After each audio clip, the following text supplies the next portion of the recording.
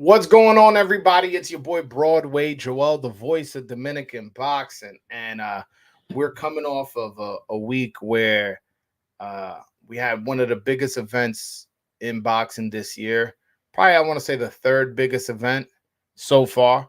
We'll see, because Tyson Fury versus Alexander Usyk. They're not sure if it's going to be in December or January, so this may fall a little down the totem pole, because right now, number one, the biggest event so far was Tank Ryan. I'm gonna say that the second biggest event that happened was definitely Spence versus Crawford, and then this one, Canelo's a big name. Canelo, anytime he fights, is a big fight. So, regardless of the competition, I see a lot of people trying to discredit this win because oh, Jermell jumped up 2 weight classes. And I'll be honest with you, there wasn't many people talking like that before the fight. And that's the disappointing part. A lot of people saying, oh, he, it's just a 54 pounder. He should have done that. He should have knocked him out. And they're not trying to give Canelo his credit. But I'm like, all right, well, if you're not trying to give the guy his credit, then maybe you should have said that before the fight. You should have said he's not going to get any credit from me because this guy's a 54 pounder moving up 2 weight classes. A lot of times when I was bringing up the size advantage that Canelo may have, people will be like, oh, but he comes from a small weight class. Oh, but Charlo's taller. Oh, but Charlo's a big guy and this and that. And I'm like, yo, like Canelo's used to getting hit by 75 pounders. Uh uh he fought Bivol at 75. He fought Kovalev at 75. And then not to mention, Callum Smith, Callum Smith was a big 168 pounder. And then everybody else, whether it be Caleb Plant. So he's used to getting in there with guys that size. That was the first time Charlo has ever been in the ring with somebody that big. And sparring is sparring. And by the way, yeah, I don't care how many big guys you were sparring. None of them were Canelo.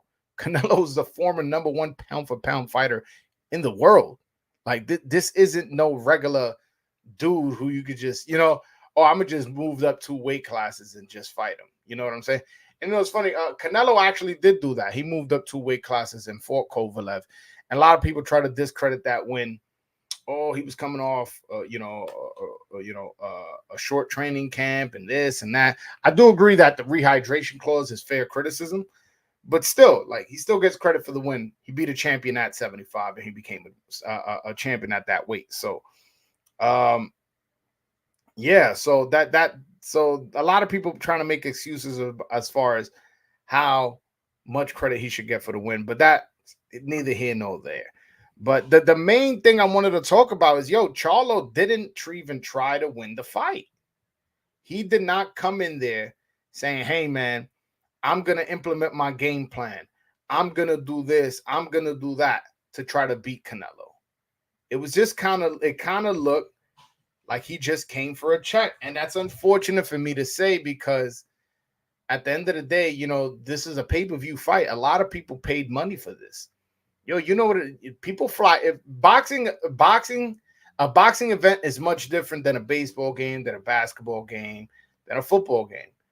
A boxing event, people travel from all over the world, especially a big event like this. Canelo Álvarez, the face of boxing, fighting, and you got people flying in from New York, from New Jersey, from Florida, from Texas, from California, from Seattle, Chicago, just because they want to be part of this big event and they're paying good money, they're staying at a hotel and all that.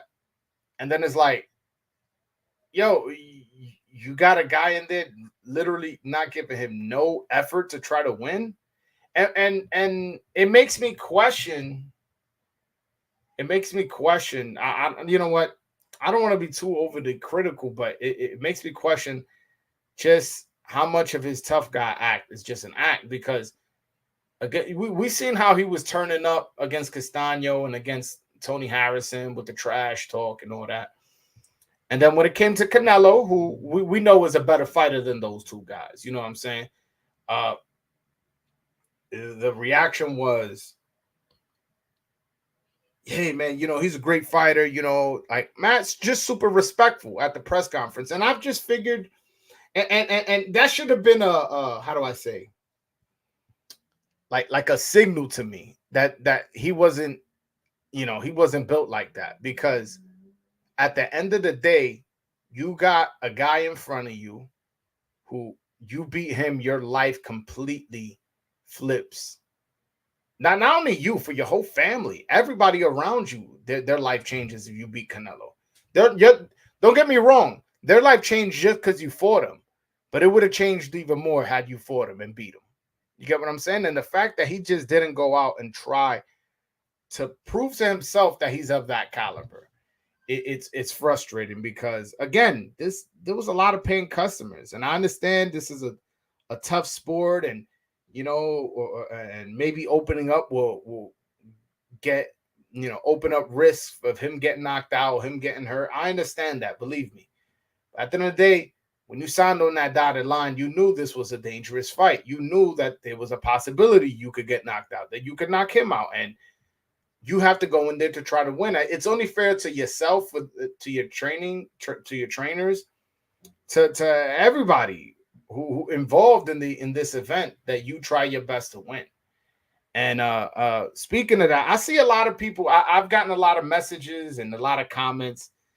Oh, Guzman is a terrible trainer and this and that. And it's like, yo, bro, that had nothing to do with Derek James or Joanne Guzman. That had nothing to do with either one of them. I highly doubt either trainer, the game plan was to go out there and not throw punches. You get what I'm saying? So, honestly, the only person we could blame is the fighter. He's the one in there. So, like, he just takes most of the blame because of that, period. But then second, on top of that, yo, you didn't throw punches. There's no way that was the game plan. I understand you were trying to move and use your defense and keep them at a distance, but you got to let your hands go if you want to win a fight. And I understand he's a low volume fighter, puncher anyways, but we know Canelo Álvarez is more of a counter puncher himself, so he wasn't going to open himself up. And the fact that you was fighting at such a low volume pace didn't play into Canelo's, I don't want to say weakness, but at times he's shown to have a low gas tank. After 7-8 rounds, it kind of seems like Canelo slows all the way down. But if you're not forcing him to work and throw punches and to move his hips and move his head and do defense, you know what I'm saying? Like it gets to the point where it's like, all right, that's not going to be shown if you don't throw punches, if you don't force him to work. So I was very disappointed in his performance. And again, I'm not going to blame either trainer, both Guzman or Derek James. But enough about that. Enough about the Charlo side of the story. I want to talk about Canelo. One thing I saw Canelo do, man, Canelo looked really, really athletic. Like he kind of looked like he had a little bit more bounce on his step. The way he was trying to like walk him down, trying to figure him out. In the first few rounds, I was like, oh, okay. He's anticipating cutting off the ring. He's anticipating closing the distance and Charlo moving around, because that's what most people thought the game plan would be. Him to use his distance, use his jab, catch him on counters, and just keep him at the end of your jab and follow it up with 1-2s, left hook. That's what. So I'm pretty sure that's what my man what's his name, Canelo, anticipated. So I was really impressed with how athletic he looked. I wish I would have seen more. I wish Charlo's offense output would have made Canelo show more of his arsenal that day, because it looked like he had a really good game plan. It looked like he worked on being more athletic. And again, also, he did this previous training camp in Lake Tahoe. Lake Tahoe is in high altitude place. This is something he used to do. He used to train in Big Bear. He actually sparred Gennady Golovkin before they ever fought, believe it or not, in Big Bear in high altitude. So I also wanted to see how his gas tank was going to work, and we didn't get to see none of that. So I am a little upset that happened, but that's what this happens in boxing every now and then. Some guys just come for a check. Like I remember seeing Omar Narvaez versus Nonito Donaire. This was in New York City.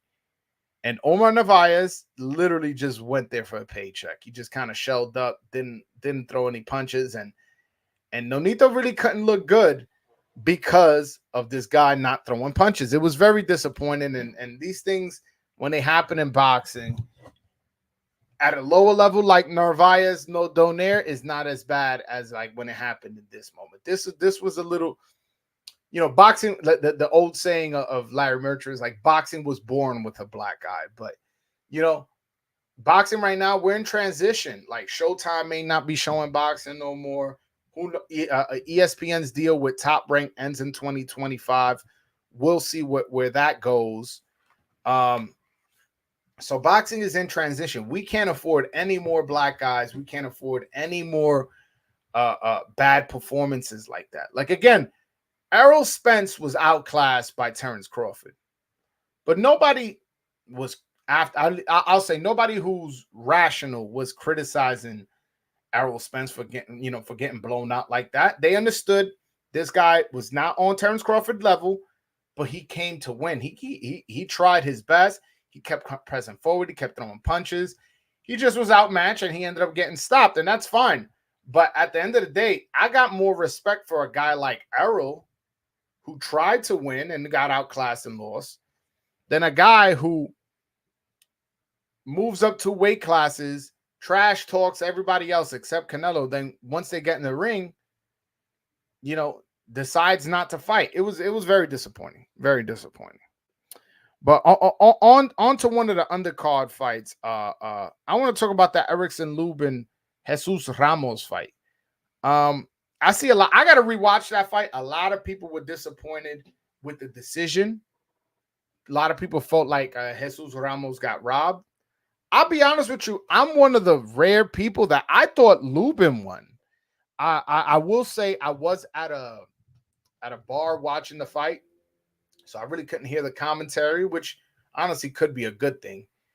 But it looked to me like he was boxing well. Ramos was landing body shots, but I don't think it was anything of significance. It wasn't. He never, made him bend over after a quick body shot. He never hurt him significantly. I felt like it was a good game plan where he kept outboxing him and jabbing him, and when he would get in the ropes, he would get tagged to the body, but he would spin out and he would do his work. I liked what Luben did.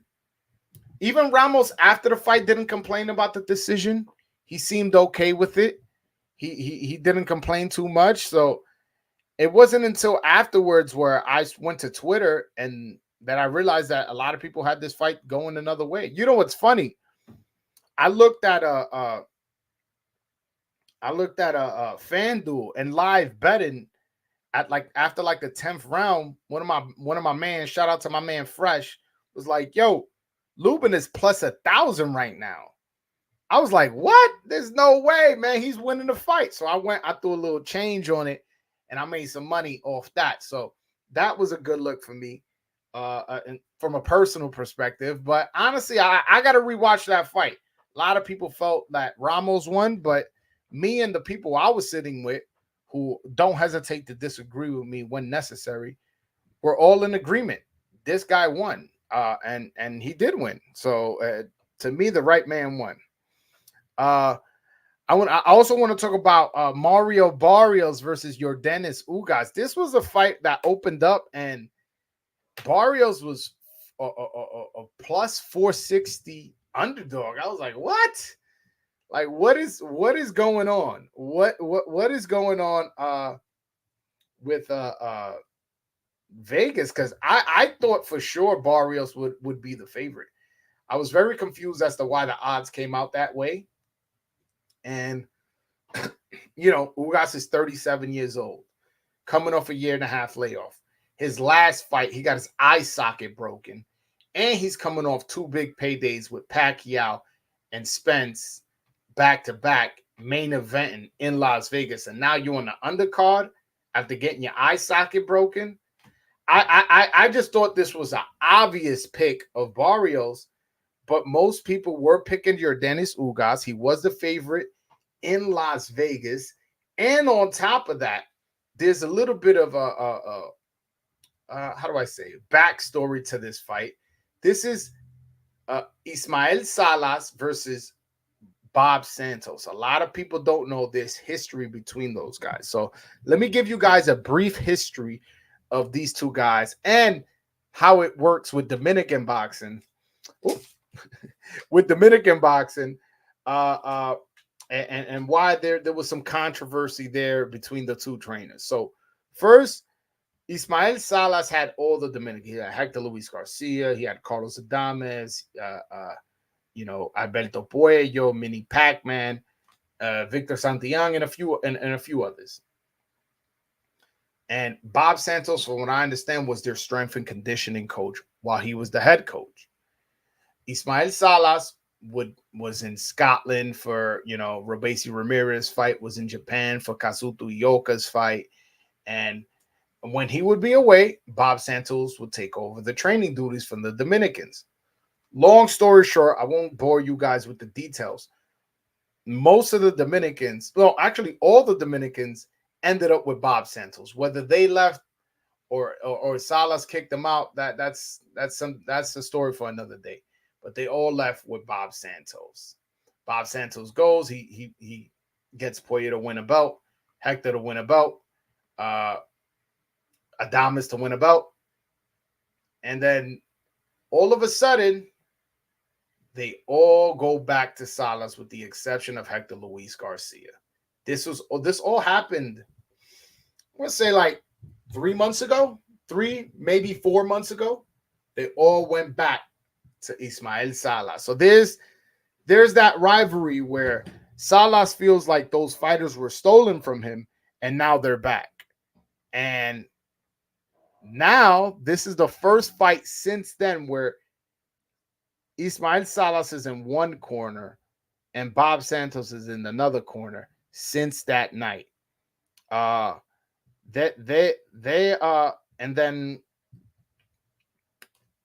then again, Bob Santos is the underdog who is known for the upsets, man. I told him, I was like, your new nickname for me is the upset king, man. Like, this dude is just, all he does is get upsets. And again, he pulls it off, drops Ugas twice and wins a decision. Probably could have got the stoppage, man. That eye looked really, really bad. And Barrios' jab was landing on it at a consistent clip. And then he even started landing some hooks. So from the 9th round on, they could have stopped that fight at any moment. And it would have been okay with the crowd because that eye looked really, really bad. So when you add context to the story of Salas versus Bob Santos, who I got a shirt on right, by the way. It added a little bit more juice to the fight for me. You know what I'm saying? It was a good fight anyways, but it just added a little bit of more juice for me personally because I've spoken to both parties before. I've met both parties before. I know the history. I know details I can't talk about online right now. So it added a little bit of the storyline to me. And for Bob Santos to pull off the upset, and like how he said when I interviewed him on Sunday, he's like, hey, I can train too, kind of make a statement to the fighters and the managers of all the Dominicans who left him. It was a great storyline for that fight, especially if you knew the storyline. So yeah, I was very impressed with Mario Barrios and how he did it. And let's see what's the next. He's the WBC interim champion. Once Terrence Crawford vacates it, he becomes the full world champion. So this was a big win in his career. He can now say he's the welterweight champion, and who knows where it goes from here. All I know is that whatever his career happens from here on out, he can always say he was a champion. And that's exciting. That's exciting. Another fight that was on the card. This was the first card that opened up the pay-per-view, was Elijah Garcia versus Jose Armando Resendez. Listen, Elijah Garcia is already the prospect of the year. I don't think there's a debate. He's fought, I believe, 3 times. Y'all could correct me if I'm wrong. Check box right. Yeah, I believe 3 times. He fought Amaclar Vidal, Salgado, and now Jose Amanda Resendez, and got the stoppage. I picked Resendez to win because I just figured the young kid Elijah Garcia was going to get into this brawl. They was going to start fighting, and he was going to wear down, and get knocked out. And then, boom.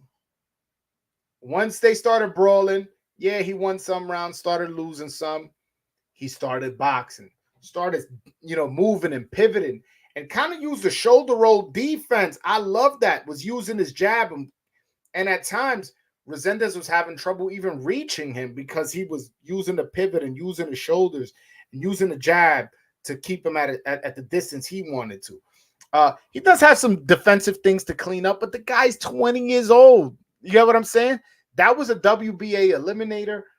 He's also very highly ranked in the WBC, so I'm not too sure what's going on there, if he's going, which route he's going.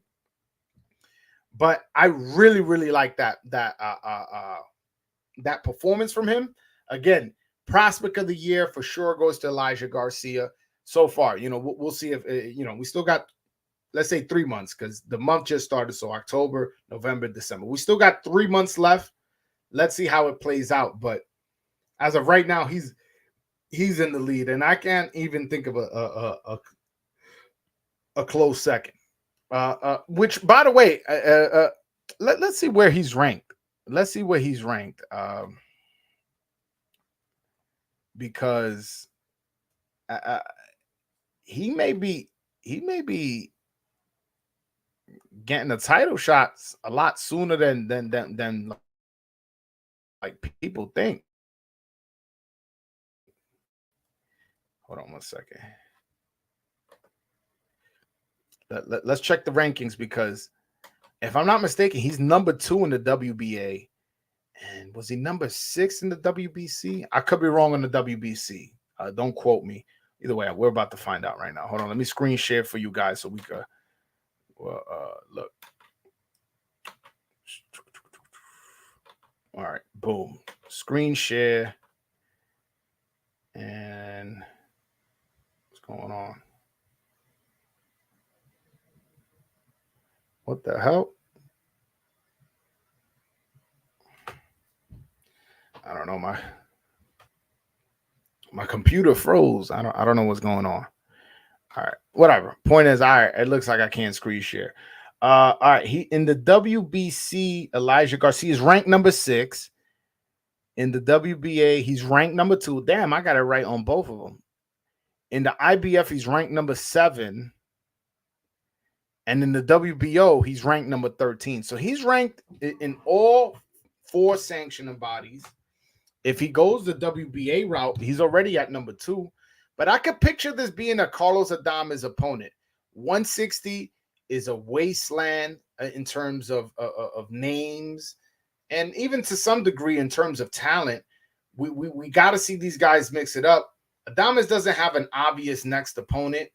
I mean, I could see Selecki, who's a Polish guy who has a big following in the New York, New Jersey area. Obviously, Adames is Dominican, who has, there's a lot of Dominicans in the New York, New Jersey area. So I could see that fight happening. And would I be shocked if that was the next fight? Absolutely not. Absolutely not. I would not be shocked. But I also, wouldn't be shocked if he takes one more fight, let's say against a Shane Mosley Jr. or Liam Williams, Esquivia Falcao, let's see who else. Somebody like that. I wouldn't Thomas Cornflake Lamana. Like these are fights that I wouldn't be surprised he takes. But then after that, Adames is right there. Again, 160 does not have any obvious opponents for him. I wouldn't be surprised in a fight or two they're getting it in. I wouldn't. I really wouldn't. Especially since Adames got that WBC interim. And we got Charlo coming back to fight Jose Benavidez on the Benavidez Andrade fight. So when he comes back, we'll see what happens with his title, if he gets elevated from there, or if he, Charlo announces he's fighting at 68, or whatever the old ordeal is. But yeah, I picture that as a future opponent for Adames, like within 1 or 2 fights. And but speaking of Adames, a lot of people don't know Adames was in Las Vegas, getting prepared just in case Jermell Charlo got hurt. Carlos Adames was training with Ismael Salas, getting ready just in case Charlo got hurt. He was going to be the late replacement. So God forbid he caught COVID or broke a hand or got a nasty cut in sparring or something like that and wasn't going to be able to fight. They already had a replacement opponent ready, and it was going to be Carlos Adames. I like the fact that he had that opportunity lined up. It didn't play out the way he wanted to, but hey, you got a little mini camp in between the fight, so that means it kept you in shape. And a lot of times people criticize Adames is between fights he turns to blow up in weight or you know what I'm saying. This is somewhat kept him in shape for, I believe he was in Vegas for like about a month, staying in shape. Boom. All right, didn't happen. All right, now he's back in DR. But hey, again, little pre-mini camp. Let's say in 2 months, all right, we got you a fight. Now he comes back. He's not starting from scratch. He just had a little mini camp. So I listen. I like that, and also I like that he's just like, to me, everybody should live in Vegas, to be honest with you. But not everybody is willing to do that sacrifice.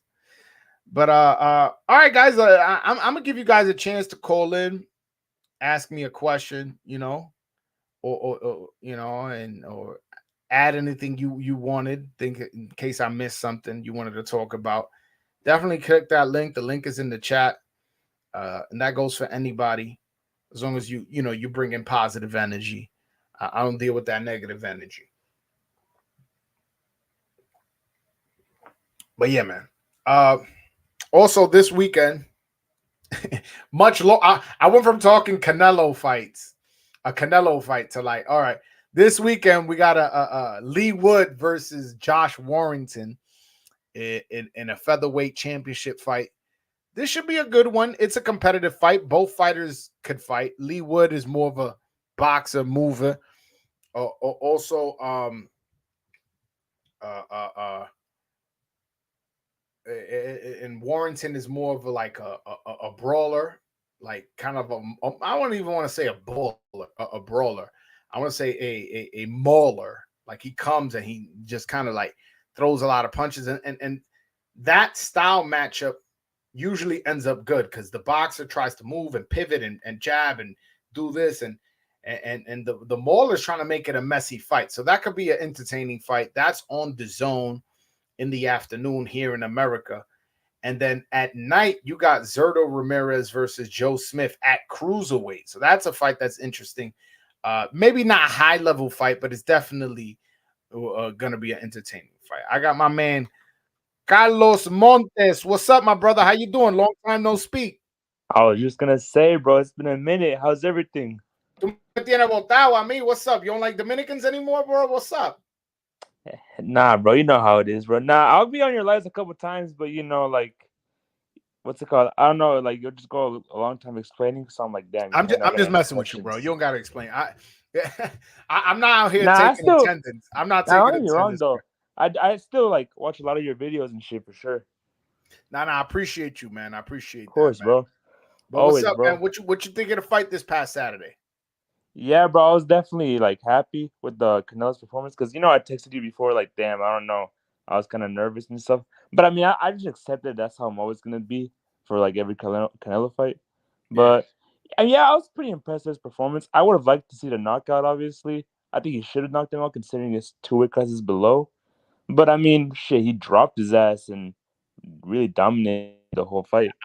I'm not gonna say that he should have stopped him because the guy didn't open up. The guy didn't come to fight. It's hard to knock somebody out when they ain't come to fight. It's kind of like, I don't know if you remember the fight with Hector Luis Garcia and Roger Gutierrez last year in August.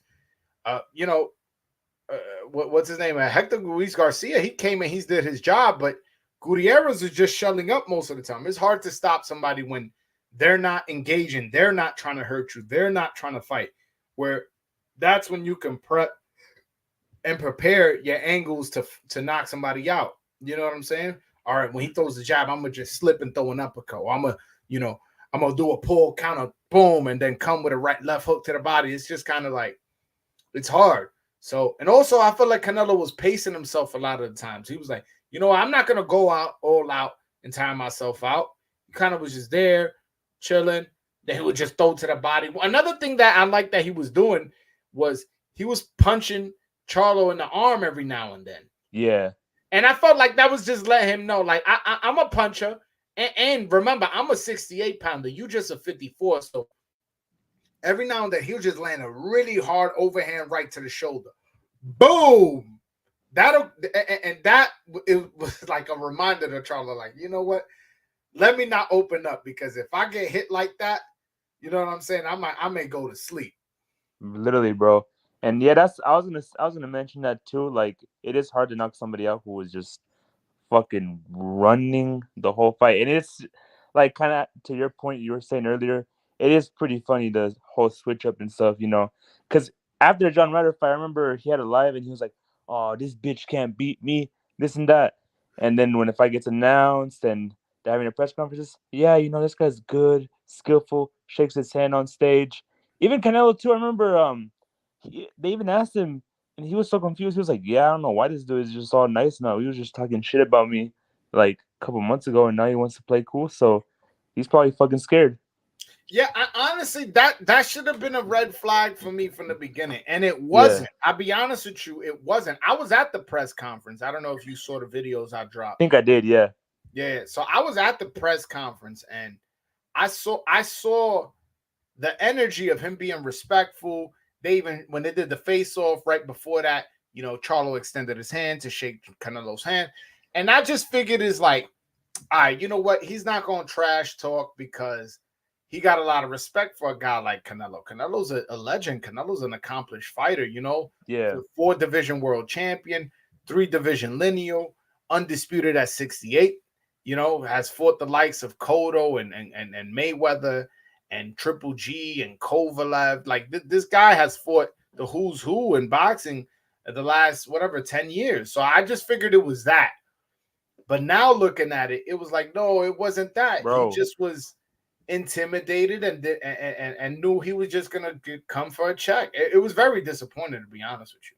It's literally a whole switcher, bro. Like, if you're gonna go in and respect somebody, you gotta do it before and after. Like with Caleb Plant, obviously he did it after because the fight was over.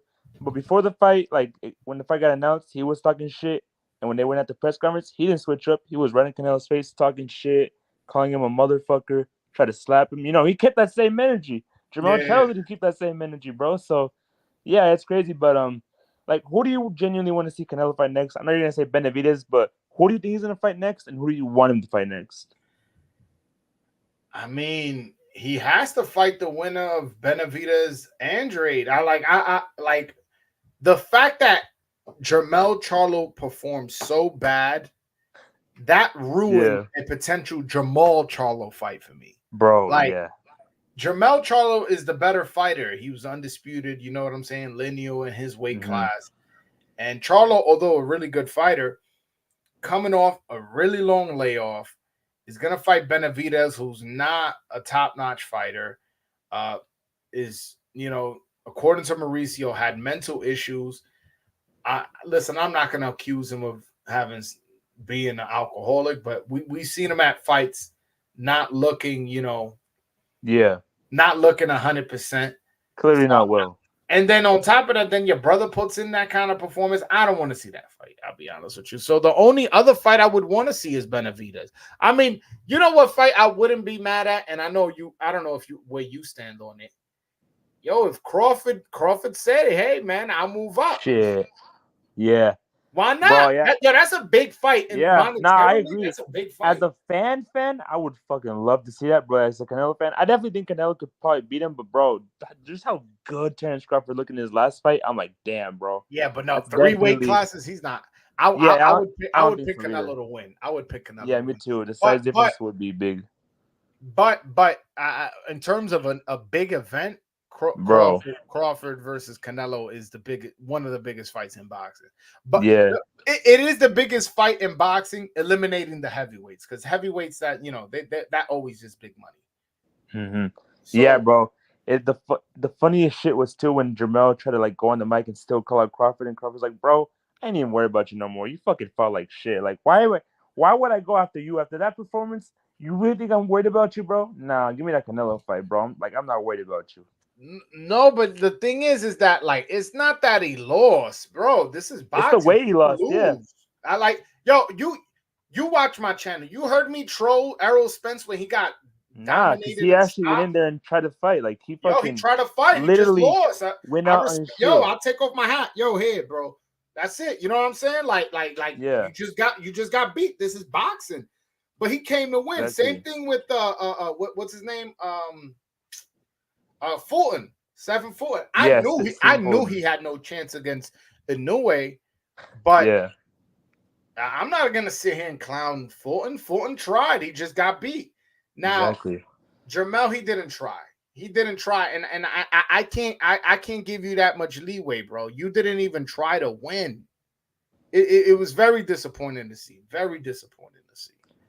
No, I agree. But yeah, also on the undercard, the Mario Barrios fight, I was excited about that one, to be honest. I really like Mario Barrios ever since like the Tank fight and stuff. Bro, this dude, like, he's fought nothing but fucking good competition. Tank, he fought Keith Thurman, and it's like, damn, this dude can't catch a break. He lost to both of them. And then he took a little tuna fight. He beat that dude, came in there as a big ass underdog and beat Ugas. Pretty much dominated him too. I mean, And he dropped him yeah, twice. dropped him twice. Second round with the fucking jab, and then I forgot the last round. Was it another jab or it was like a Oh, it was combination, like right? it was kind of like a hook. It was kind of Yeah, like a check hook. It was just boom, and he just dropped. Then he spit his mouthpiece out. All that. I really like Barrios' performance. He looked really good. Listen, 147 has boots in it. I think if after Crawford, I think that's the guy who's going to take over the division. But like I said, man, this guy, nobody could take that away from him. He got yeah, that belt because that belt's an interim now. It's going to become the full championship eventually once Crawford moves up. So yeah. And it's funny because I already know people. That's a big win for Barrios, but people are gonna say, "Well, Ugas is old.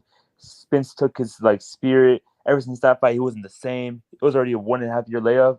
And fair enough, but bro, like people were picking Ugas, and plus Ugas was a big ass favorite as well. So I big can't really see favorite, people big favorite. take that win away from Barrios. That was a good win.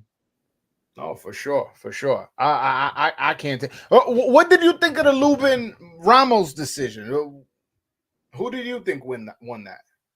I thought it was a fair decision. I didn't complain about it. I mean, Ramos was definitely the aggressor and shit, but Luben was obviously outboxing him. I scored it pretty much like what 7-5, maybe 8-4. I was alright with the decision. Yeah, I didn't score the fight, and again, I got to rewatch it. But I thought Luben won. I Yeah, didn't think there was much controversy. I remember looking at Steve Farhood's scorecard and thinking like, what is this guy watching? And then people on Twitter were agreeing with it. I'm not so sure the commentating wasn't swaying Ramos's way. I know the punch stats were totally wrong. I don't bro, the believe punch those tests punch are stats. always off. Yeah, No, but that one was just criminally bad. I'm like, yo, what? Like, damn, that's all Lupin landed. There's no way. exactly. I think Ramos got a lot of credit from the fans of punches that landed on the arms, on the glove, and honestly, even the body shots he was landed, they were ineffective. At no point did he hurt Lubin. Lubin didn't even slow down to a large degree at the end of the fight. He slowed down just because it was a fight, but I didn't see Lubin start fading because of this body attack that Ramos was landing.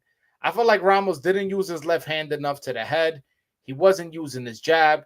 and he kind of was just following Luben as opposed to cutting off the ring. I thought he had a really Yeah, bad game that's plan. what I'm saying. Yeah, I a thought lot he of had a really people. bad game plan, man.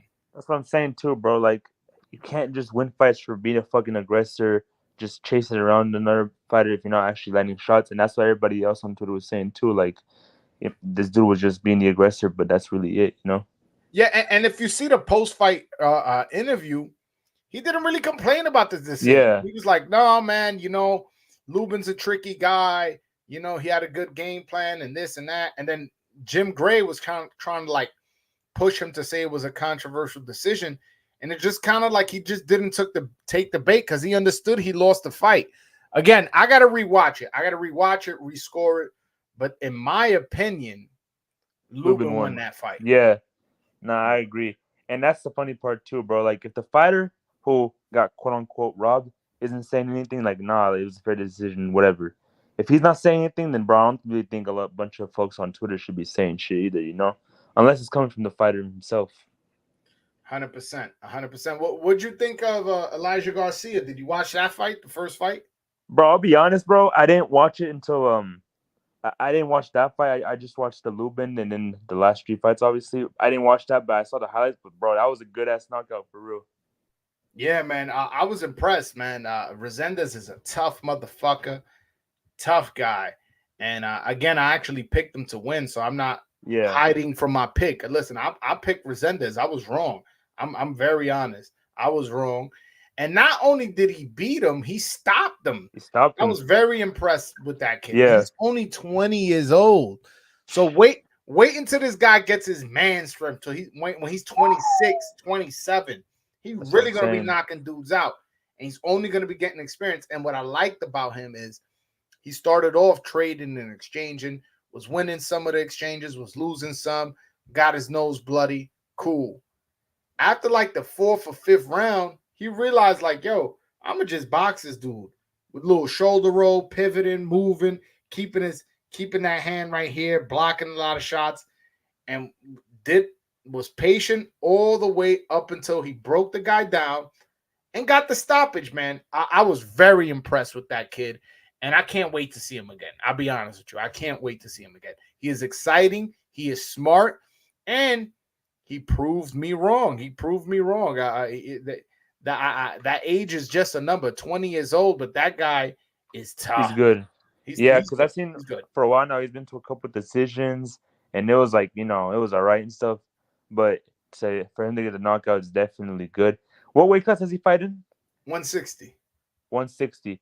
Yeah, I could definitely see him getting a couple of like decent fights and then getting that experience, maybe getting some more ranked wins. But yeah, that was good, bro.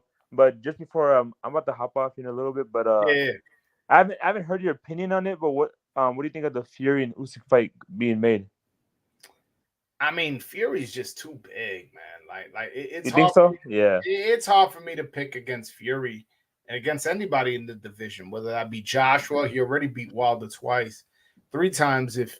Well, you know what? I got to rescore that first fight, so I'm not going to say that. He beat him twice, both by stoppages, so he beats that guy already.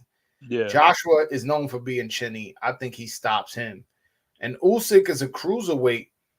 He's what, 6'3", 220, 230. Yeah. This guy's 6'9", 6'9", yeah. Like 270, 270 is like, just from a logistical standpoint, that guy is big. And that guy also got a chin. Oh, how do you know he got a chin? Well, he got rocked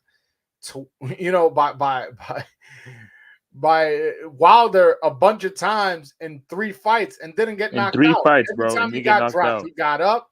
Yeah. And he finished the fight. So I don't see Usyk beating Fury. I honestly give him no shot. It sounds fucked up, but I don't give him a shot. Damn, bro. Yeah, I think Fury's gonna win too. I wouldn't say no shot just because Usyk's so fucking skilled. He's so skilled. But yeah, I think Fury's gonna win just because of his size. I mean, he has skill too, obviously. I do think Usyk is a little bit more skilled, but because of the size difference and shit, yeah, I would pick Fury as well. Yeah, as much as I fucking hate the fact that he would win, but yeah. Usyk got really good footwork. The one thing I will say, you know what? I said he has no shot. I'll give him a little bit of a shot. One thing I will say is One of the guys that gave Tyson Fury problems was a guy named Steve Cunningham. Steve Cunningham, yeah. He was a cruiserweight. That fight was actually here in New York. He dropped Tyson Fury and was doing really well in that fight up until Tyson Fury started using his weight, leaning on Steve Cunningham, and then got the stoppage. So I will say that Fury seems to have trouble with little guys, like shorter guys. So we'll see how he looks against Usyk, who's a very skilled little guy. I'm calling him little, but he's 6'3", 230. Yeah, but in the heavyweight division, that's kind of small. Yeah, right. But when you comparing it to this era of heavyweights, that guy's small. So he is. Yeah, for sure. I think I would pick Fury by knockout, probably like in the 6th or 7th round. Yeah, I'd probably pick him to stop him. Like maybe 7th, 8th, 9th round. Yeah, I agree. But yeah, bro, what's it called? Hey, it's been good talking, catching up, boxing, bro. Nah, man, for sure, man. Don't be a stranger, man. Hop on anytime, bro. Yeah, bro, for sure. And just before I get off, bro, I just want to say, from a Cowboys fan, bro, I'm sorry for your Jets right now, bro. Dog, that fucking sucks, bro. I can't imagine your team not doing well for so many years, and the one year you finally get one of the greatest quarterback, first ballot Hall of Famers. I know you don't want to hear this, but bro, injured on the first minute of the game, man. I'm sorry, bro. That sucks, bro. You guys had a that was tough. That was tough, man. That was tough. Yeah, obviously. But I'm a Jets fan, bro. It's like fuck, man. Yeah. Fuck. I mean, obviously, I'm a Cowboys fan, and stuff hasn't been looking that well as recently. Yeah, haven't been too good either. Yeah. But bro, nah, that sucks for you guys, bro, for real. But yeah, man. Stay safe, bro, and always catch up. All right, man. Thank you so much, brother. Sure, I appreciate it. All right. Yeah, man. My man. I was such in a good mood. He brings up my Jets, man. One thing I will say, I know y'all probably don't care about football, but one thing I will say about the Jets,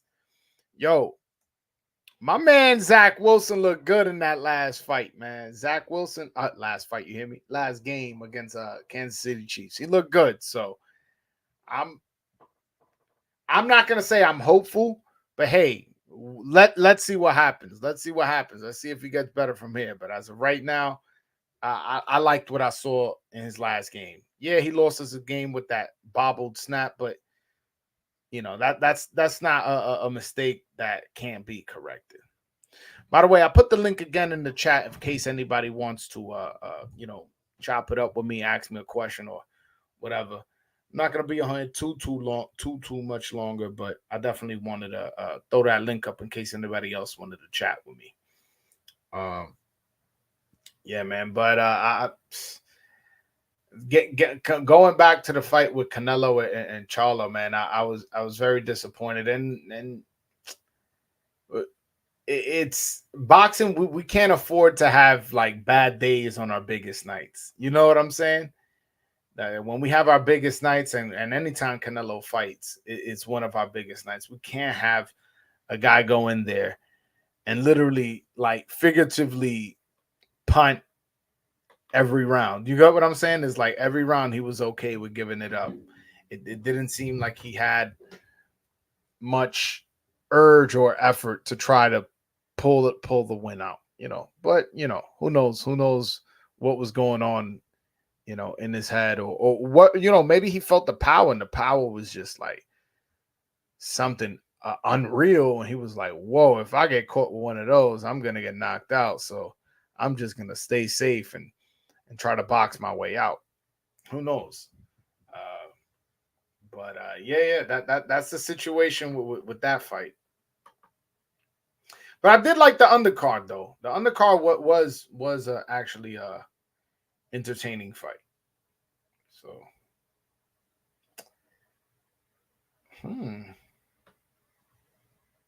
Oh, by the way, so I saw somebody ask me, when does Brian Mendoza fight? Brian Mendoza fights in Australia on October 15th. So I was talking while I saw the comment in the comment section. So that's when he fights, which I'm excited because I like I like Brian Mendoza a lot, man, and I really hope he pulls it off. Like I like him as a person a lot. Really cool dude. I met him in person out in Vegas, and then I've interviewed him twice, and I like him a lot for sure. Yeah, I'll address this, and then I'll end the live. Uh, it says, yo, heard about PBC not renewing the contract with Showtime. It's more like Showtime not renewing the contract with PBC. That's what it sounds like. But a lot of people trying to make it seem like boxing just wasn't a success at Showtime, and that's why they're getting rid of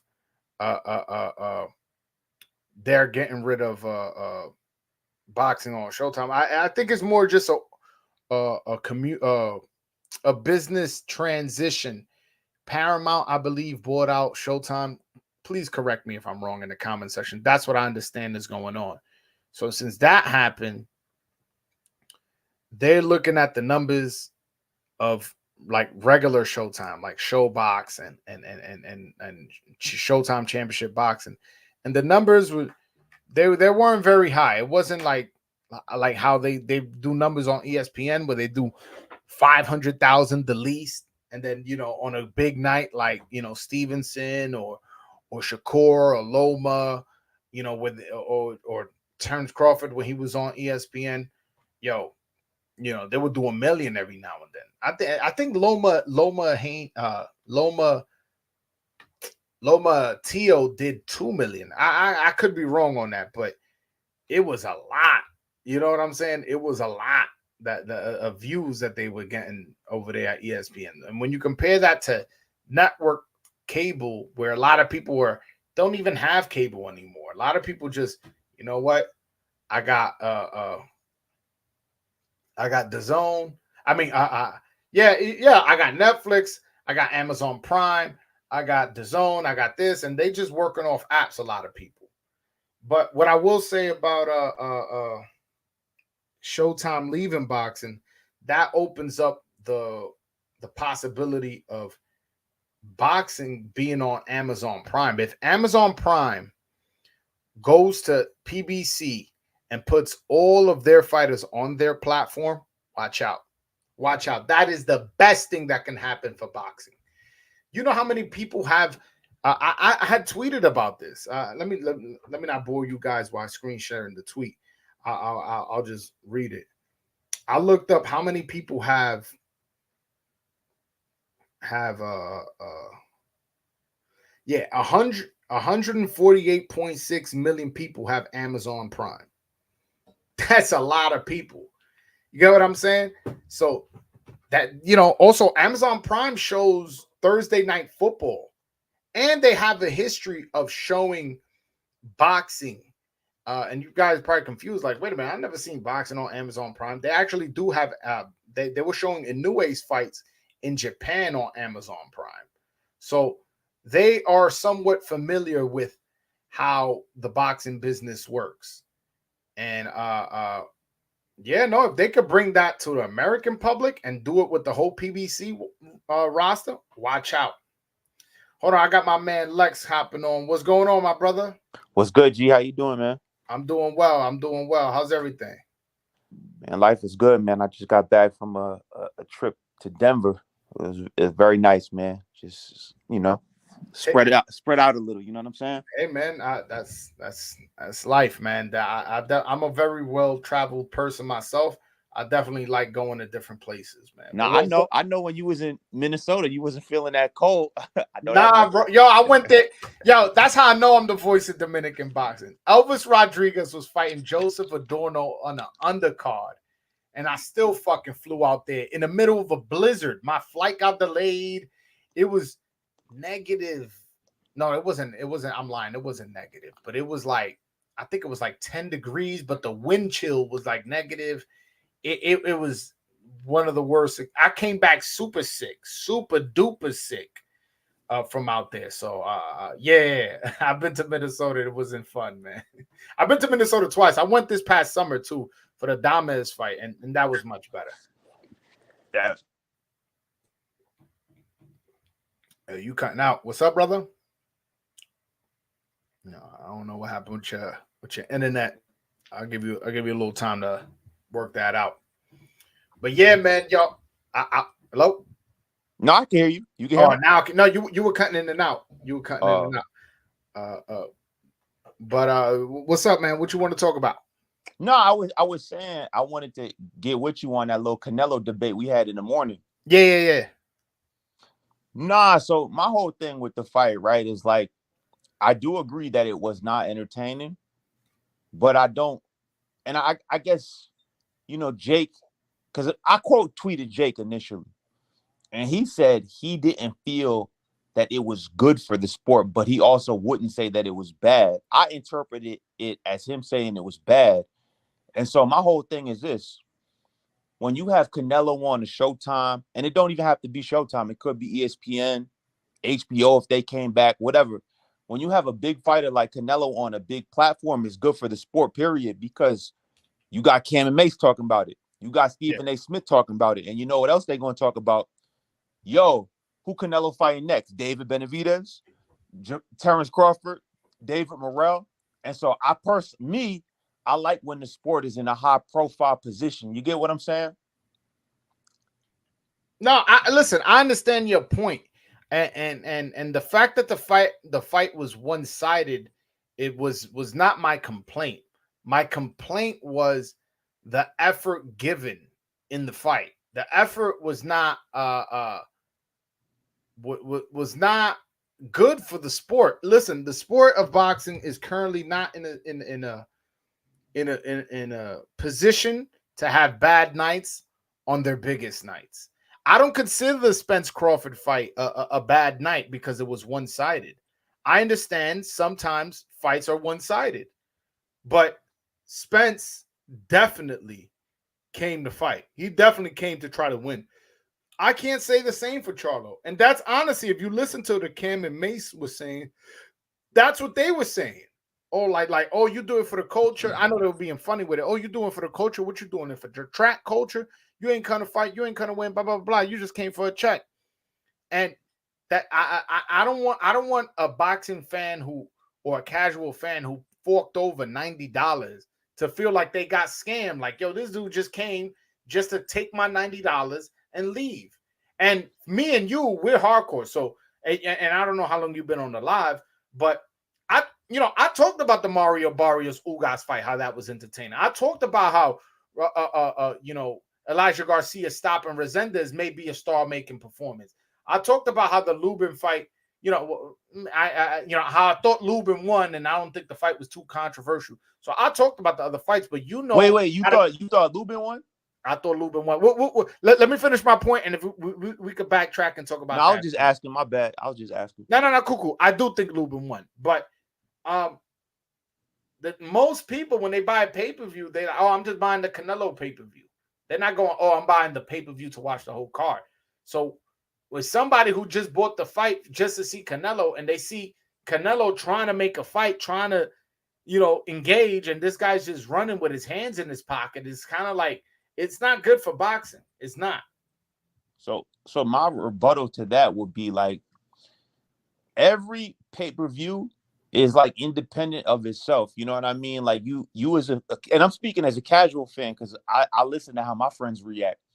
And it's like you watch the All Access, you as a consumer analyze like, all right, like I think this kid got a chance that's going up against Canelo, because I know Canelo. I know he's one of the best. Do I think Jermell has a chance? Do I think Jamal has a chance? Do I think Benavidez has a chance? And so people can cry and complain, and they did the same thing with Floyd. They say, oh, Floyd versus De La Hoya was boring. Then they do Ricky Hatton. They do close to 1 million. Oh, Ricky Hatton was lit. Okay, the next one was dope. Then they do Marquez. Oh, Marquez was boring. I ain't rocking with Floyd no more. And then guess what?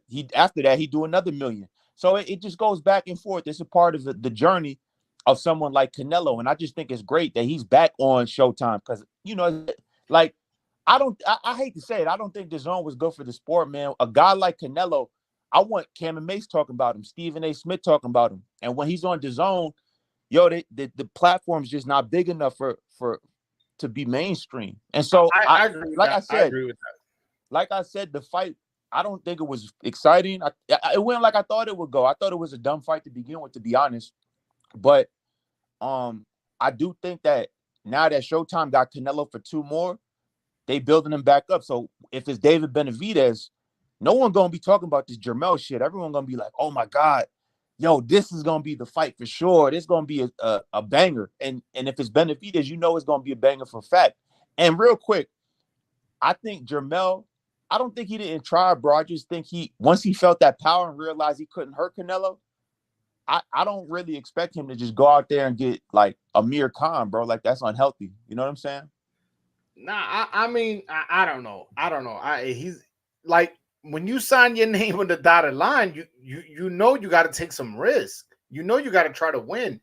Like, but let me ask you, if you were in the ring with a guy that you knew you couldn't hurt, and you knew one mistake could have you concussed, you would just throw caution to the wind and try to like stop him. Still, mean, how does he know he can't hurt him? He did no punches. Yo, you seen the fight just like I seen the fight, and you saw in the early rounds, Canelo took a couple punches, and he was batting them shits off like flies. He was like, whatever. Yeah, but come on, it's unrealistic for you to say, oh yeah, I'm gonna knock this guy out as soon as I land the first 2-3 punches. No, but of course I agree with that. But I could just tell by Canelo's just his whole demeanor, the way he was, because bro, he was just walking forward the whole fight. He wasn't did you watch? He wasn't wary.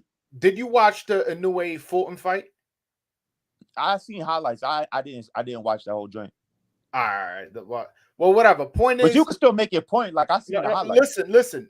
Inoue was dominating the fight, lighting him up, way too fast, way too hard of punching. At no point did Fulton stop trying to win. Same thing with the Spence Crawford fight. As Spence got dropped in the second round, and he still continued coming forward, still continued trying to fight. Was he losing the fight? Abso-fucking-lutely. And he was taking hard shots, continuous hard shots, not like Charlo. And at the end of the day, I respect Spence. Whenever the next time I went live after that fight, I ain't coming in here talking bad about Spence. I understand, bro. Yo, this is boxing. I'm not a boxer. I'm not gonna make fun of somebody getting knocked out, for losing a fight. In a fight he tried to win. All right, he tried. He got stopped. All right, cool. But do you think in effort. a way? I don't care about the boringness. I understand styles make fights. I understand not every fight is gonna be Hagler Hearns. Believe me, I understand that.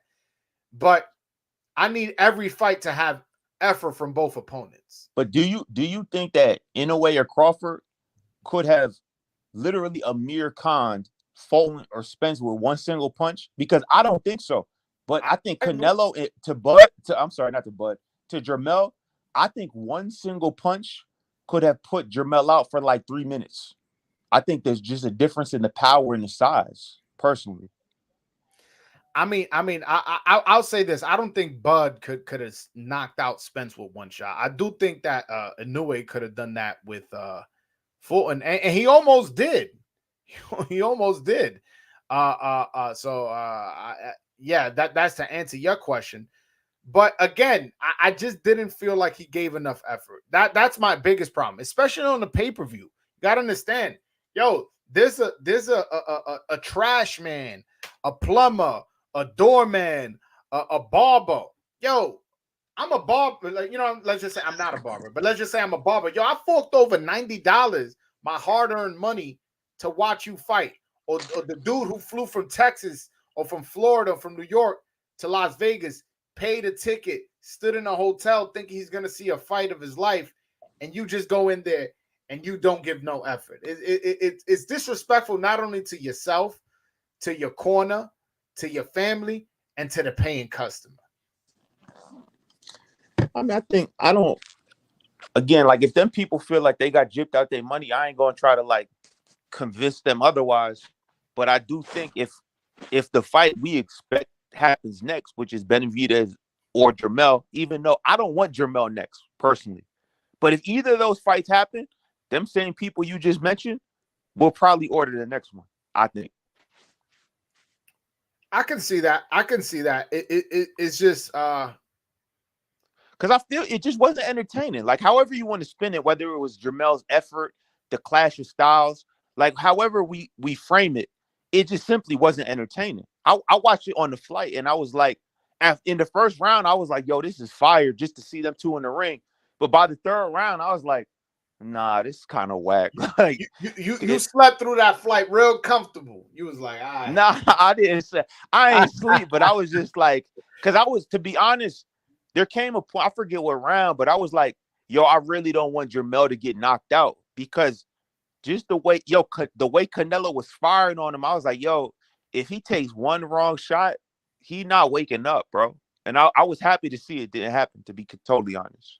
Yeah, I mean, from a compassionate standpoint, I can see your point, but just health. I don't want to see no one like the Amir Khan shit. That shit was brutal, bro. Like I don't want to see people getting hurt like that. That shit is dangerous. Yeah, I kind of do. You know what I'm saying? I know that sounds fucked up. I want to see knockouts. Not I don't want to see somebody walking down the street get knocked out. No, I'm talking about, yo, you getting paid. I don't know how much. Let's just say he got paid $8 million. I have no idea how much. Yeah, you just throwing it out, whatever. You got paid $8 million, bro.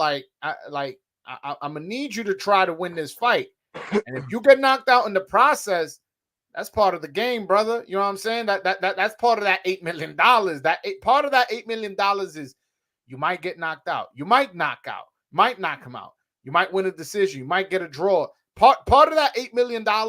Or whatever the number was, it includes that. And that's why you're being compensated in a very, very handsome way. You know what I'm saying? It's not like you in there for free. Not for sure. Like it comes with the territory. It comes with the territory. But I like agree. You said, it just, to me, the shit wasn't competitive. Once I saw how uncompetitive it was, I was kind of like not throwing a towel type, like something like that, but just like, this is just like, all right, man, I see what's going on here, man. This fight ain't changing no time soon. Yeah. So let me ask you to switch it up a little bit. Mm-hmm. Who do you want to see Canelo fight next? The winner of Benavidez versus Andrade. That's what I want to see. Do you have any interest in Bud, or is that like you're not really rocking? I do to a certain degree, but I want to see him get Benavidez first. I want to see him get Benavidez first, and then Crawford after that. Because the thing is, with the reason why I do want to see the Crawford fight, not on a competitive standpoint, but on a big event standpoint. I think outside of the heavyweights, because obviously heavyweight boxing is just different. I think that's the biggest financial fight that can be made, including the Benavidez fight. But from a boxing hardcore standpoint, I'd rather see the Mexican monster get in there with Canelo, just because I honestly, I think Canelo beats both of them, to be honest. But I think that's the fight that people swear Canelo's ducking him, and that this guy's this big monster, and he's, he really a 75-pounder squeezing down to 68, and Canelo's just trying to wait until he moves up. And it's like, okay, if that's how you feel, let's make the fight. Yeah, that's the one, man. I think I'm trying to think like what else could be as big or bigger or like right there with that fight, like Tank and Devin. Obviously, like you said, Shakur and Tank, Bud and Canelo, like you said. Yeah, Tank and T.O. pretty much Tank against. Oh yeah, I be forgetting about T.O. because he be so like he either fighting or he kind of like off the grid. But yeah, that's a big one too. Yo, T.O. versus Tank press conference would be crazy. Just a press conference. You know how disrespectful T.O. get, and Tank not no hoe. So Tank not just gonna sit there and get talked to the way T.O. be talking. T.O. be talking and shit. So I would love to see that press conference, and I think that sells a lot of tickets, to be honest, and pay-per-views. So I think that's a big fight. Other than that, honestly, there's heavyweights, which again we said we're gonna exclude because obviously heavyweights is always big money. And then there's just Canelo and Tank. Those are really only the big stars outside of the heavyweight division. And Canelo being the biggest star in all of boxing, including the heavyweight division. You know what though? You made an interesting point, like unintentionally, that you would like to see Canelo and Bud later on, and that kind of makes sense. Like if Benavidez and Canelo happens next, Errol and Bud do their rematch, and then both Bud and Canelo kind of like end their their current partnership with PBC on that, you know what I mean? Like last man standing type of deal. That's, that's interesting. It makes a lot of sense timing wise, Yeah, and listen, I would pick Canelo just because again, 3 weight classes is a lot. You know what I'm saying? Canelo's a fantastic fighter, but I don't count out Bud. Bud is a very strong guy. He has a wrestling background, and he's a lot more skilled than Canelo. Not that Canelo's not skilled. Believe me, I'm a big Canelo fan. I think he's very skilled. He has better feet. It's just obviously the weight and power advantage would both go to Canelo. But yeah, man, I don't think I would like to see it. I don't discount Crawford's chances. I would see this fight as a 80-20, 70-30 Canelo's favor. Like as far as chances. I think that's about right. I would pick Canelo too. Listen, that's the thing that kind of like threw me off with the Canelo Jermell fight. When it got announced, I didn't like it because I felt 2 weight classes to 168 is too much. Because like 2 weight classes at like, if you're going from like 30 to 40, that's a bit more like, all right, it's only 10 pounds, whatever. Yeah. Or like we the same height and whatnot. Yo, when you get to like 68, you talking about guys that could be in like the NBA, the NFL. Like these are like fully sized dudes. Yeah. And even though Jermell had the height and the length, I was like, yo, it's too much weight, man. It was kind of like it was a silly match, and I think PBC kind of had to do it because if it wasn't Jermell, it couldn't have been Jamal. He's not in no mental space to be fighting Canelo. Who else could it be? They had to just give him somebody, and somebody was Jermell. So, it is what it is. But I'm looking forward to hopefully Benavidez, like you said. That's who I want most. So somebody's asking, what do you think of a rematch with Bivol and Canelo at 68? I'm kind of okay if I never get that rematch. I'm kind of okay. I mean, like, he doesn't beat Bivol. Like, I'm sorry. At 68, maybe it gets interesting because I don't know how weight drained Bivol will be. But like he just doesn't beat that guy. It's just some guys you just don't beat, man. You're not gonna. That Canelo does not beat Bivol. I'm sorry. I seen the fight already. I think I gave Canelo 2 or 3 rounds. Like, wasn't close. The guy's way too big. He has the height advantage, and he has, in my opinion, the best jab in boxing. So he knows how to control the distance. He has that pendulum steps, kind of like amateur style, which throws off the rhythm of what Canelo was trying to do. He didn't know when he was going to throw the jab and when he wasn't, when he was going to throw in combinations and when he wasn't. He was too much. And I'm somebody who rates Bivol very high. I have him number 4 pound for pound. And a lot of people think I'm crazy because of that for whatever reason, but I think he has a solid resume, and is a bad motherfucker. I like Bivol, man. Bivol's a really good fighter. Bivol's tough, man. I like Bivol too. It's just it's unfortunate that he can't get no fights, I wish he would get that Better Biev fight. I think he beats Better Biev, and I think he stops him. I know he hasn't stopped nobody in a while, and I'll explain why I think he stops him. Better Biev gets cut in every single fight. I don't know if you remember. It was from a headbutt, but still, he still got scar tissue.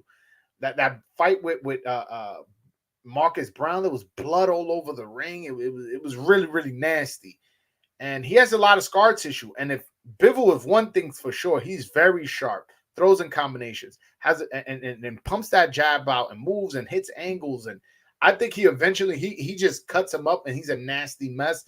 And the ref goes, or the doctor just goes, man, that's it. I think Bivol beats him for sure. I don't even have a doubt in my mind about it. No, he could. I mean, I listen. I like Bivol. Bivol's tough. It would be very much like your traditional like brawler, like aggressor versus boxer. And so, and more often than not, the boxer usually wins those matchups. So, I wouldn't be shocked if Bivol got it done, man. Yeah, nah, for sure. But yo, Lex, I'm about to end the show, man. I appreciate you hopping on, man. Don't be a stranger. I appreciate your takes. No doubt. And I wanted to just let it be known that when I threw that little jab at the end, it was nothing but love. It wasn't to be taken personally. Bro, I know, man. Like, me and you, cool. I've known you from the spaces and from Twitter. We it's all right to have a different boxing take. It's cool. Like you know what I'm saying? A lot of times, and I'm not saying you, a lot of times on boxing Twitter, people disagree. And people are like, fuck you, motherfucker. I'm like, yo, bro, I just don't agree that guy beats that guy. Like, I don't understand why I got to get so personal. And you didn't get personal, so we good, bro. You ain't even have to explain. Yeah, I like to just clarify because sometimes on Twitter, you know what I mean, like words can get out of context and whatnot, and I'm not even on it like that. I just like to be on my little boxing thing. But bro, I know you. We've talked on spaces before. I know the type of energy you come at. You wasn't disrespectful, and neither was I. It was just a difference of opinion. Word, facts. I appreciate you, Lex. No doubt, my dude. All right, man. Be easy. All right, be easy. All right, guys. Thank you so much for hopping on the show, man. Definitely hit that like and subscribe button. Go to BroadwayJoel.com if you want a Dominican boxing shirt. For sure, support my channel. I'm definitely going to try to bring you guys the exclusive content and all that stuff. But I just want to say I appreciate you guys that have been buying the shirts and have been supporting, have been sending the super chats. Make sure that y'all hitting the like button, making sure y'all got family members who half into boxing, like, yo, subscribe. You know what I'm saying? So those my real fans who are doing shit like that, I just want to say, man, thank you, bro. I truly, from the bottom of my heart, thank you. It lets me know that my hard work isn't going to waste, and that what I'm saying people care about, and that makes me feel very, very good. All right, guys, until next time, peace.